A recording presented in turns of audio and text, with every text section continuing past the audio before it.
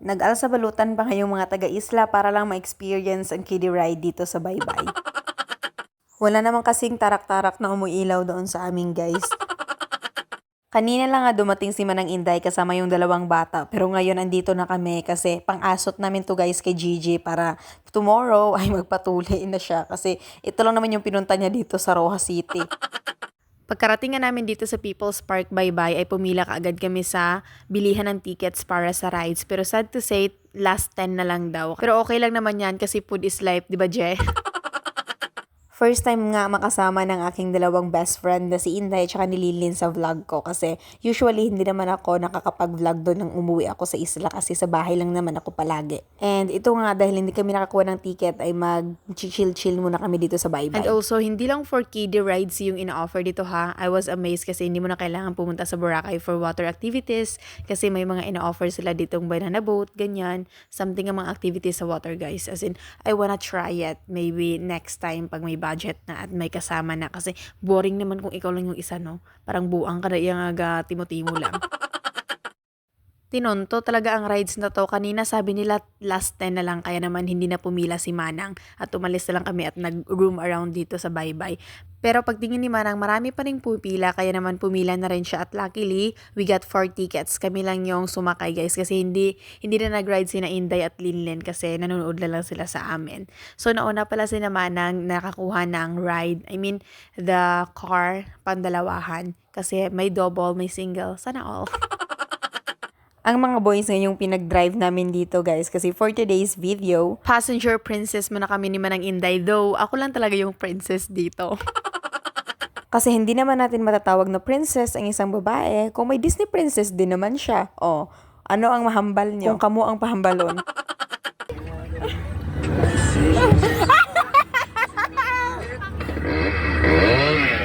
Ito na ngayong kinatatakutan namin ni Manang Inday na baka magrambol-rambol na to yung dalawang to pag sila yung nagmaneho. Pero sabi ko, hayaan na lang natin. Ma-experience nila na sila yung nagmamaneho ng car. Sana all car.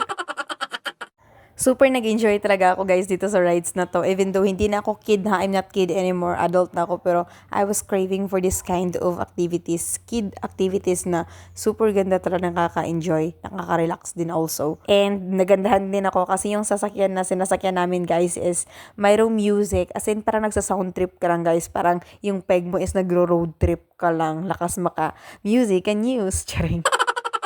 At saka feel na feel ko talaga dito na kumanta. Pakinggan niyo yan, guys. Take me somewhere I can be alone. I'll be waiting for you from the devil's run. I'll be the princess, I'll be the princess. It's a love story, baby, just say it. It's something really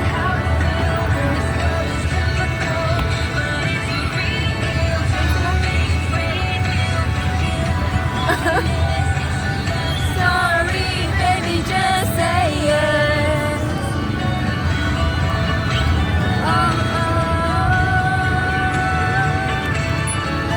At saka may mga timer pala sa ilalim ng upuan yung each cars na mga ganito sa rides para malaman kung naurot na yung time mo. And speaking of, dahil nga nauna si Manang makasakay sa rides is nauna din natapos yung time nila. Kaya naman sabi ko kay GM, ihinto mo tapos papasakayin ko si Gigi.